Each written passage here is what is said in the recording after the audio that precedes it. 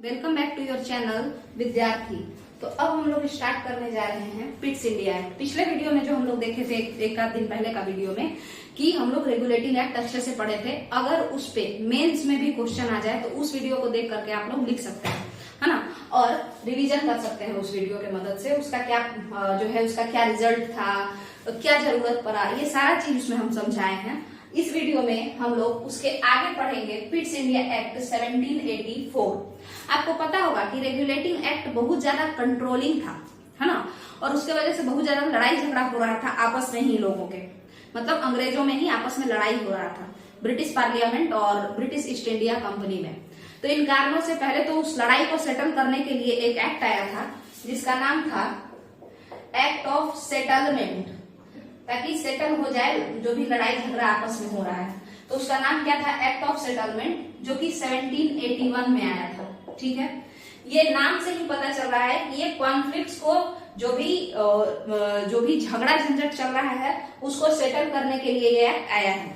हालांकि Pitt's India act भी इसके बाद आया और ये भी कहीं ना कहीं कंपनी को कंट्रोल करने ही आया था। कंपनी पे पार्लियामेंट का पावर। देखिए, ब्रिटिश ईस्ट इंडिया कंपनी जो है वो क्या थी? तो वो एक कंपनी थी। कंपनी माने बिजनेस का कोई चीज, है ना, तो दुकान का बहुत बड़ा वर्जन, है ना। मगर ब्रिटिश पार्लियामेंट जो है, ब्रिटिश पार्लियामेंट ये तो देश है, मतलब देश का संसद है किसी देश का। तो ये चाहता था क्या, ब्रिटिश पार्लियामेंट का ऐसा इच्छा था भाई कि हम लोग इस पे कंट्रोल करें, ब्रिटिश ईस्ट इंडिया कंपनी को अब कंट्रोल करें। तो उसी के लिए पिट्स इंडिया एक्ट आया है। अब आपको यहाँ पे एक चीज समझना पड़ेगा, तो जो हम लोग देखने जा रहे हैं, ठीक है। तो यहाँ स्टार्ट करते हैं। हम लोग एक चीज देखे थे कि जो बंगाल है वहां पे दोहरा प्रशासन था।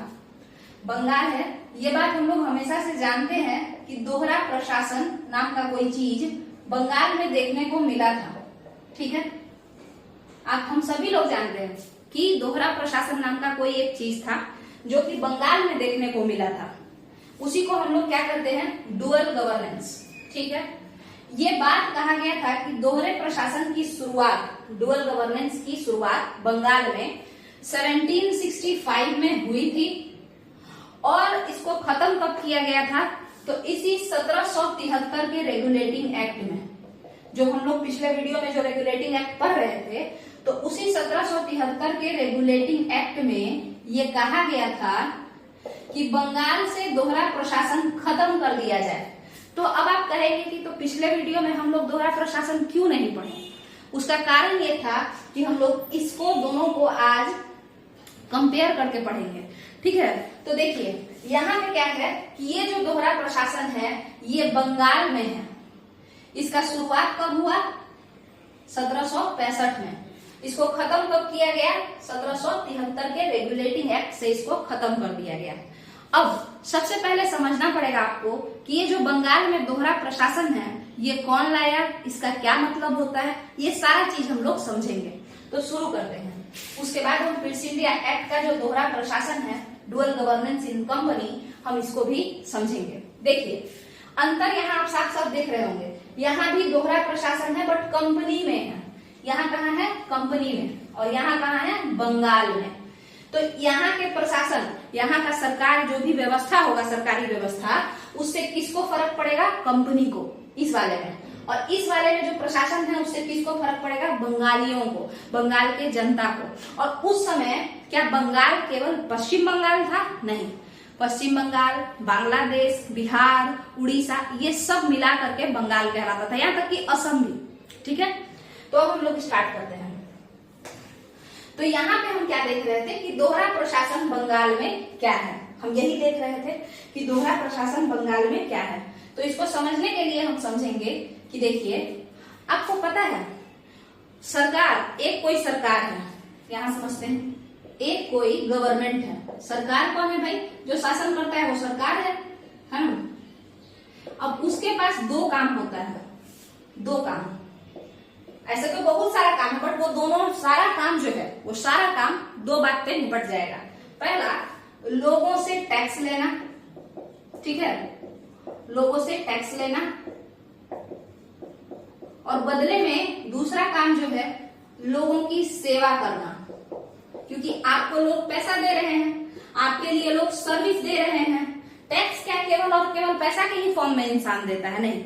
मान के चलिए कोई सरकारी नौकरी से सरकार का काम कर रहा है तो उसको भी इन रिटर्न वो पैसा देता है, सरकार पैसा देती है।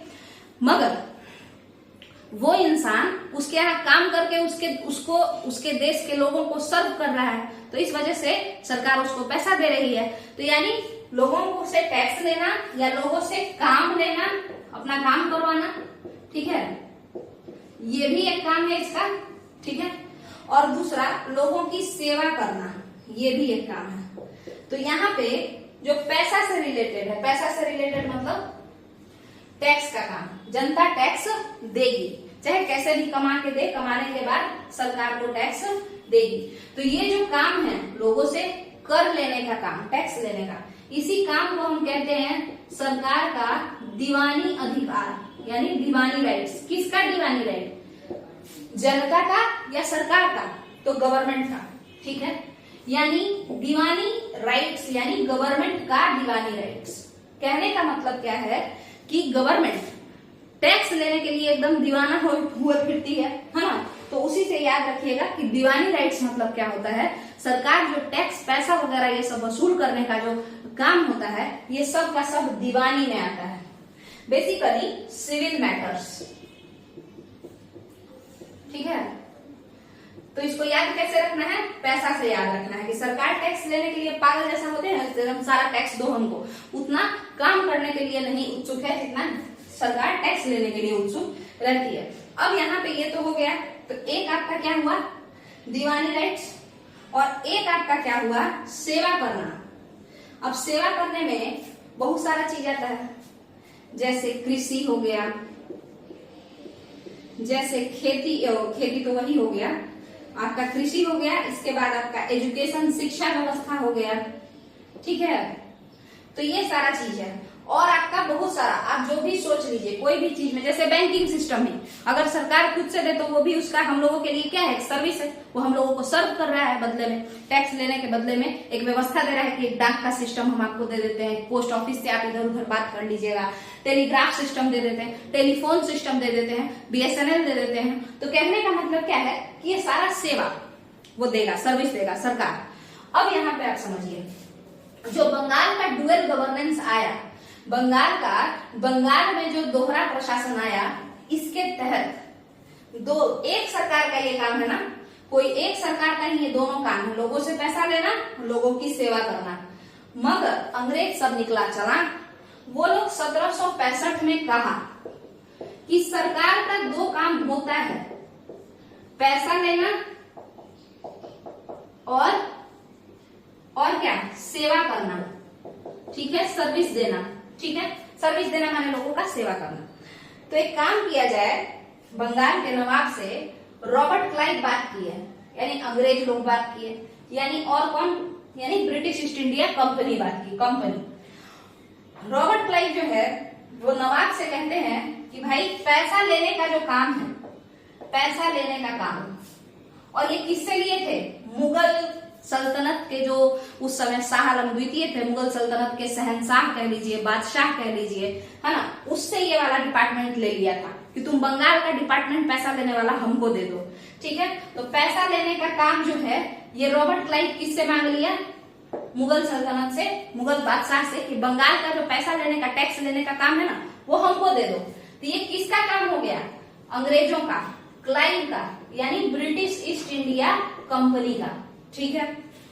और फिर मुगल सल्तनत के जो शहंशाह थे शाह आलम द्वितीय, 1765 के इलाहाबाद के संधि में उनसे ये मांग लिया क्लाइव कि पैसा लेने का काम बंगाल में, टैक्स लेने का काम हम करेंगे, मेरी कंपनी करेगी। तो इस वजह से शाह आलम द्वितीय इसको दे दिए।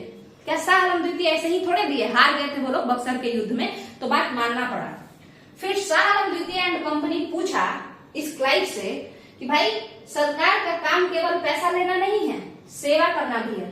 सेवा कौन करेगा? बंगाल की जनता का। तो बंगाल की जनता की सेवा के लिए क्लाइव एक ऑफर निकाला, एक नया जो है व्यवस्था निकाला, और वो कहा कि सेवा तो नवाब कर लेंगे। कहाँ के नवाब? बंगाल के नवाब, ठीक है। सेवा कौन करेगा? बंगाल का नवाब करेगा। पैसा कौन लूटेगा? क्लाइव लूटेगा। क्लाइव मतलब पूरा British East India Company of Bengal, ठीक है। तो ये मतलब जो Bengali factory, sorry British factory जो बंगाल में था ना, वो पैसा कलेक्ट करेगा, पैसा सारा ये रखेगा, और जितना भी एजुकेशन, इरिगेशन, कृषि व्यवस्था और जो भी स्वास्थ्य व्यवस्था है ना, हेल्थ एजुकेशन, ये सब कौन चलाएगा? ये सारा व्यवस्था बेचारे बंगाल के नवाब देखेंगे। अब आप खुद बताइए, पैसा कोई और ले रहा है, व्यवस्था किसी और को देना है, तो कहाँ से वो इंसान व्यवस्था देगा? उसके पास पैसा आएगा तभी तो देगा। इसी कारण से ये डुअल गवर्नेंस क्यों कह रहा है? क्योंकि सरकार के दो काम होते हैं, मगर सरकार एक ही होती है, मगर यहाँ पे सरकार के दो कामों को दो अलग अलग सरकारी व्यवस्था में बांटा गया है। एक नवाब हेड कर रहा है और एक BEIC यानी British East India company head कर रहा है। तो इस तरीके से यहाँ पे दोहरा प्रशासन हुआ कि नहीं? डुअल गवर्नेंस इन बंगाल हुआ, और इसका पूरा खामियाजा किसको भुगतना पड़ा? बंगाल के लोगों को भुगतना पड़ा। जहां पे बंगाल प्रेसिडेंसी था तो वहां के लोगों को भुगतना पड़ा। तो इससे आपको पता होना चाहिए कि 1765 से 1772 तक यही चला, डुअल गवर्नेंस ही बंगाल में चला। इसको अवध में भी लगाने का कोशिश किया, बट अवध के लोग बोले कि हम लोगों को ये व्यवस्था नहीं चाहिए, ठीक है। दूसरी बात, 1772 में 1773 में रेगुलेटिंग एक्ट कहा कि ये बकवास है, एक काम करो, रॉबर्ट क्लाइव एंड कंपनी माने ब्रिटिश ईस्ट इंडिया कंपनी, उस समय क्लाइव नहीं था, उस समय वॉरेन हेस्टिंग्स थे, तो उनको कहा गया हेस्टिंग को कि पैसा लेने का काम भी तुम करो और जो संभालने का काम है, सेवा सत्कार करने का काम है जनता का, वो भी तुम ही करो। तो इस तरीके से हम लोग क्या देखते हैं कि दोहरा सरकार जो चल रहा था वो एकल हो गया, माने यूनिटरी गवर्नमेंट जैसा आप कह सकते हैं। ये कहिए कि नॉर्मल व्यवस्था हो गया, क्योंकि नॉर्मली तो यही होता है कि कोई एक सरकार है और वही टैक्स भी लेती है और वही सेवा भी देती है। ऐसा थोड़ा होता है कि पैसा कोई और लेगा कंपनी और सेवा कोई और करेगा, ठीक है। तो ये था दोहरा प्रशासन बंगाल में। अब इसको हम कंपेयर करेंगे पिट्स इंडिया एक्ट का दोहरा प्रशासन जो कंपनी के लिए आया था उससे, ठीक है। तो अब एक मिनट रुक जाइए, यहां तक का मेरे हिसाब से समझ में आ गया होगा। तो अब हम लोग स्टार्ट करने जा रहे हैं पिट्स इंडिया एक्ट। ये तो रेगुलेटिंग एक्ट का मैटर था जिसमें कि बंगाल में दोहरा प्रशासन आया था, ठीक। पिट्स इंडिया एक्ट के तहत कंपनी में भी दो टाइप का सरकार बन गया, और इसी को हम लोग डुअल गवर्नेंस इन कंपनी कहते हैं। चलिए स्टार्ट करते हैं। देखिए, मान के चलिए ये कंपनी है, ठीक है। अब इस कंपनी का कोई ना कोई हेड होगा, है ना। इस कंपनी का कोई ना कोई हेड होगा, तो कौन है वो हेड? तो आपको पता होना चाहिए कि ये जो कंपनी थी ये बहुत सारे लोग मिल करके खोले थे। ब्रिटिश ईस्ट इंडिया कंपनी बहुत सारे लोग मिलजुल के खोले थे, ये बात आपको पता होना चाहिए। तो अब क्या था, मान के चलिए जैसे शेयर हम लोग भी चाहे तो रिलायंस का शेयर खरीद सकते हैं, और कोई इंसान चाहे वो भी खरीद सकता है, और कोई अपर मिडिल क्लास होगा तो वो लाखों लाख का रिलायंस का शेयर खरीदेगा, और मुकेश अंबानी जो है वो पूरे के पूरे हैं, है ना। यानी हम लोग भी उसमें पार्टनर बन सकते हैं, बट पार्टनर में कोई 2000 रुपया का पार्टनर है, कोई 2 लाख का पार्टनर है, कोई उसी में 20 करोड़ का पार्टनर है। तो यही था, कंपनी भी ऐसी ही थी, मतलब एक प्रोप्राइटरशिप जैसा था, आप उसमें इन्वेस्ट कर सकते हैं, कुछ शेयर ले सकते हैं, ऐसा व्यवस्था था। तो क्या जितने भी शेयर होल्डर हैं, कहने के लिए तो हम लोग कहते हैं कि हम शेयर होल्डर हैं, माने हम भी मालिक ही हैं उस कंपनी के, बट रियलिटी में सारे लोग तो नहीं ना रूल करेंगे, या कंपनी का सारा डिसीजन, माने हम रिलायंस का शेयर खरीदे, ठीक है, ध्यान से समझिए, हम 2000 का रिलायंस का शेयर खरीद लिए, तो अब क्या रिलायंस में क्या होगा वो हम डिसाइड करेंगे, ऐसा थोड़ा होता है।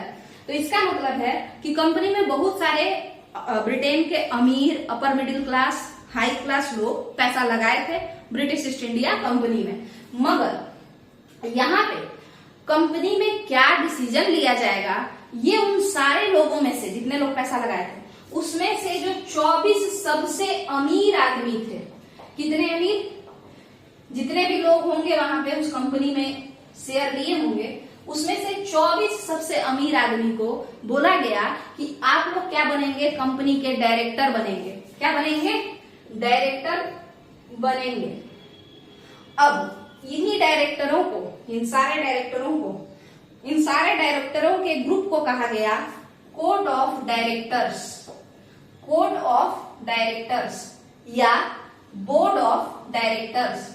आप लूसेंट में जब पढ़ेंगे तो बोर्ड ऑफ डायरेक्टर्स देता है, जब अगर आप एनसीईआरटी पढ़ेंगे कोड ऑफ डायरेक्टर्स देता है। तो कोड या बोर्ड का मतलब क्या होता है? कुछ नहीं, मान के चलिए डायरेक्टरों का ग्रुप, तो कोड ऑफ डायरेक्टर और या बोर्ड ऑफ डायरेक्टर बने डायरेक्टरों का ग्रुप, ठीक है। तो ये नाम पड़ा। ये सारे लोग कौन थे?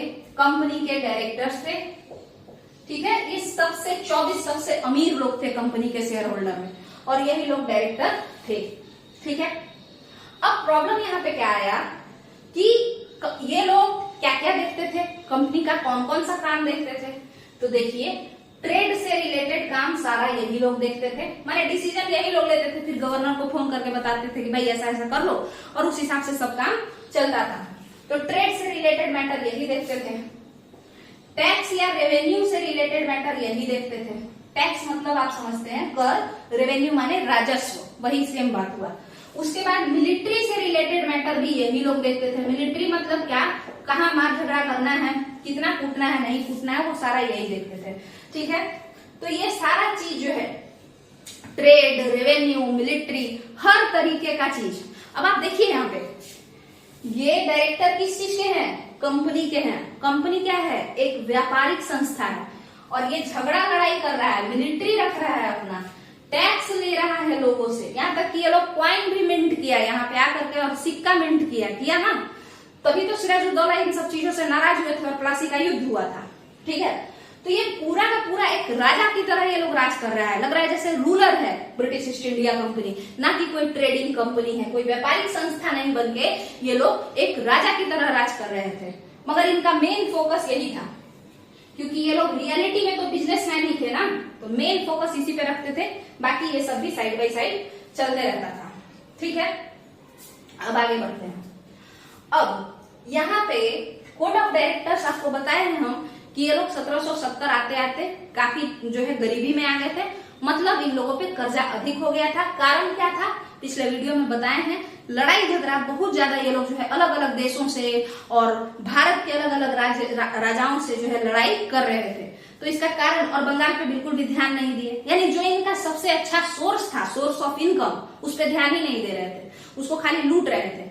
तो बंगाल की अर्थव्यवस्था जर्जर हो गई, तो इनका पैसा आना बंद हो गया, और इस कारण से ये लोग लोन लिए थे। किससे?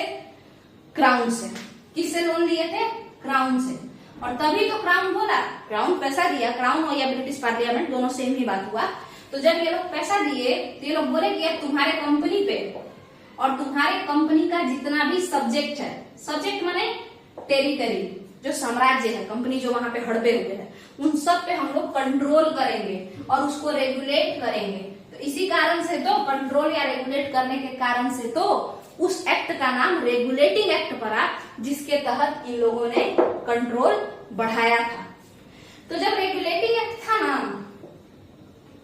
तो आप लूसेंट में पढ़ेंगे कि रेगुलेटिंग एक्ट में इनको कहा गया था, कोर्ट ऑफ डायरेक्टर्स या बोर्ड ऑफ डायरेक्टर दोनों सेम ही बात है, डायरेक्टर्स का ग्रुप, इनको कहा गया था कि भाई डायरेक्टर लोग, तुम लोग अपना सिविल, प्रशासनिक, एडमिनिस्ट्रेटिव, मिलिट्री, राजस्व व्यवस्था, हर तरीके का बात, कंपनी से रिलेटेड सिविल, मिलिट्री, रेवेन्यू, हर तरीके का बात हम लोगों को बताओगे। कौन कहा था? ये पार्लियामेंट, क्राउन, ये लोग इन लोगों को, कंपनी के डायरेक्टर्स को कहे थे रेगुलेटिंग एक्ट में कि तुम अपना हर एक मैटर, चाहे वो सिविल से रिलेटेड हो, मिलिट्री से रिलेटेड हो या रेवेन्यू से रिलेटेड हो, हर चीज हमको बताओगे, चाहे वो तुम्हारे ट्रेड से ही रिलेटेड क्यों ना हो, तुम हर चीज बताओगे हमको, ठीक है। मगर आपको लगता है कोई भी बिजनेसमैन इतना सच्चा होता है कि कोई कह दे कि तुम बताओगे और वो बता देगा? तो ये लोग नहीं बताया। रेगुलेटिंग एक्ट में बोले जाने के बाद भी धांधली जैसा कुछ कुछ होता ही रहा। तो इस वजह से ब्रिटिश पार्लियामेंट कहा कि चूंकि हम इस कंपनी पे इन्वेस्ट किए हैं और पैसा जो है वो जनता का है, सरकार का पैसा तो जनता का पैसा है, तो इसीलिए मजबूरन हमको इस कंपनी पे कंट्रोल करना पड़ेगा। क्या करना पड़ेगा? कंपनी पे कंट्रोल करना पड़ेगा। तो अब ये ग्रुप भेजा, कौन? ब्रिटिश पार्लियामेंट, ब्रिटिश पार्लियामेंट एक कंट्रोलर लोगों का ग्रुप भेजा, ग्रुप ऑफ कंट्रोलर। कंट्रोलर कौन है? जो लोग ब्रिटिश ईस्ट इंडिया कंपनी को भारत में कंट्रोल करने आए हैं कि तुम क्या क्या कर रहा है हम देखेंगे। तो ये ग्रुप ऑफ कंट्रोलर लोग आए, ठीक है, जो कंट्रोल करता है उसको कंट्रोलर कहते हैं। और इसका नाम क्या पड़ा? Board of controller. इसका नाम क्या पड़ा? Board of controller. तो ये लोग आए और यहाँ पे अब बात ऐसा हुआ, ये जो बोर्ड ऑफ कंट्रोलर आए, ये किसको कंट्रोल करने आए थे? कंपनी को। बंगाल को तो कंट्रोल करने नहीं आए थे, कंपनी और कंपनी से रिलेटेड जो भी मैटर है सबको कंट्रोल करने आए थे, पहली बात। दूसरी बात, ब्रिटिश पार्लियामेंट भेजा कौन इसको? इन लोगों को, ये जो कंट्रोलर लोग हैं जो कंपनी को कंट्रोल करने आए हैं, इनको कौन भेजा? British parliament. और पार्लियामेंट के हेड कौन होते हैं? पार्लियामेंट में जो हेड कौन होते हैं? जो लीडर होते हैं लार्जेस्ट पार्टी के, प्राइम मिनिस्टर, है ना, तो पीएम। इसीलिए इस एक्ट का नाम तत्कालीन प्राइम मिनिस्टर, उस समय जो प्राइम मिनिस्टर थे इनका नाम था विलियम पिट। उन्हीं विलियम पिट के नाम पे पिट्स इंडिया एक्ट नाम पड़ा, ठीक है। पिट्स इंडिया एक्ट नाम इसीलिए इसका पड़ा क्योंकि अब इंडियन टेरिटरी जो कि एक कंपनी, ब्रिटेन की कंपनी के कंट्रोल में है, उन टेरिटरीज का ख्याल रखने के लिए पिट जो है कुछ लोगों को, अपने कुछ कंट्रोलर्स को, कंट्रोलर्स माने अपने कुछ नियंत्रक को भेजे थे यहाँ पे। उनका नाम क्या था? Board of controller. नाम माने इस ग्रुप का नाम था बोर्ड ऑफ कंट्रोलर। इस बोर्ड ऑफ कंट्रोलर में कौन कौन लोग थे, अब जरा हम इसको देखेंगे। तो बोर्ड ऑफ कंट्रोलर में हम जानते हैं, बोर्ड ऑफ कंट्रोलर में हम लोग ये जानते हैं, बीओसी यहाँ पे हम लिख देते हैं बोर्ड ऑफ कंट्रोलर। तो इस बोर्ड ऑफ कंट्रोलर में 6 लोग थे। कितने लोग होते थे? लगभग 6 लोग होते थे। अब प्रॉब्लम क्या है, ये सारे के सारे ब्रिटिश संसद के सांसद होते थे। सांसद माने जैसे कंगना रनौत ये लोग हैं, चिराग पासवान ये लोग हैं, उसी तरीके से, यानी एमपी, मेंबर ऑफ पार्लियामेंट होते थे, ठीक है। बोर्ड ऑफ कंट्रोलर कौन थे? ये 6 सांसद थे, मेंबर ऑफ पार्लियामेंट थे, ठीक है। कौन भेजा है? प्राइम मिनिस्टर भेजा है तो अपने ही आदमी को ना भेजेगा, ये सारे लोग सांसद थे। अब देखिए एक बात समझिए, इन लोगों में भी कोई हेड होगा, इस पूरे ग्रुप का 6 में से कोई एक हेड होगा, तो वो कौन होता था? तो वो जो हेड होता था, इसी में से जो मंत्री होता था, इन 6 सांसद में कोई ऐसा भी तो होगा जो कोई मंत्री पद, हेल्थ मिनिस्टर हो या एजुकेशन मिनिस्टर हो या कुछ ऐसा मिनिस्ट्री माने मंत्री पद अपने हाथ में रखे हुए हो। तो जो इन लोगों में से, इन सभी एमपी में से जो मंत्री होता था, मिनिस्टर होता था, वही इन लोगों को हेड करता था, इन लोगों को लीड करता था, ठीक है। तो ये था बोर्ड ऑफ कंट्रोलर। यहां तक का क्लियर है। अब देखिए, पहले कंपनी का सारा काम, trade, tax revenue, military, civil, सबका सब कौन कर रहा था? ये दोनों 2 लोग नहीं हैं, ये डायरेक्टर ही हैं। डी माने डायरेक्टर। इसी को किसी बुक में कोर्ट ऑफ डायरेक्टर, किसी बुक में बोर्ड ऑफ डायरेक्टर लिखा है, ठीक है। ये एक ही है, तो ये एक ही सरकार पूरा काम देख रही है कंपनी का, ठीक है। मगर अब देखिए, पिट्स इंडिया एक्ट के बाद 2 लोग हो गए। एक तो कोर्ट ऑफ डायरेक्टर हो गए, एक कौन हो गए? कोर्ट ऑफ डायरेक्टर हो गए, और एक और कौन हो गए? बोर्ड ऑफ कंट्रोलर हो गए। कोर्ट ऑफ डायरेक्टर और एक बोर्ड ऑफ कंट्रोलर, ठीक है। अच्छा ये बताइए, इसी को हम कोर्ट ऑफ डायरेक्टर लिखते हैं और इसी को हम बोर्ड ऑफ डायरेक्टर भी लिख सकते हैं, बोर्ड ऑफ डायरेक्टर। तो ये अलग है, ये दोनों सेम चीज है और ये अलग चीज है, board of controller, board of director. अब देखिए, पुराने जमाने में इसी के हाथ में था ट्रेड, इसी के हाथ में था सिविल, इसी के हाथ में था कंपनी का जितना भी राजस्व है वो सारा का सारा, और इसी के हाथ में था कंपनी का जितना भी मिलिट्री पावर है, ठीक है। आपको पता है कंपनी के इस वाले ब्रांच में, यानी कोर्ट ऑफ डायरेक्टर के ग्रुप में, अब पिट्स इंडिया एक्ट आने के बाद केवल ये वाला हिस्सा बच गया कि तुम व्यापार कर सकते हो। बाकी सारा का सारा पावर सिविल, रेवेन्यू,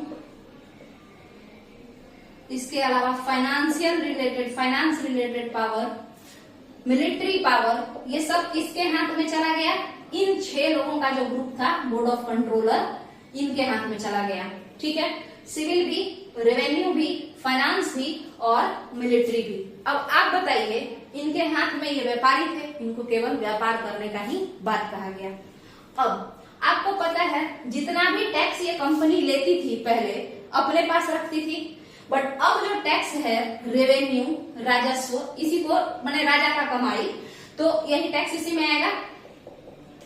तो ये सारा का सारा बोर्ड ऑफ कंट्रोलर अपना एक फंड बनाया था, मैंने मान के चलिए एक अकाउंट खुला था।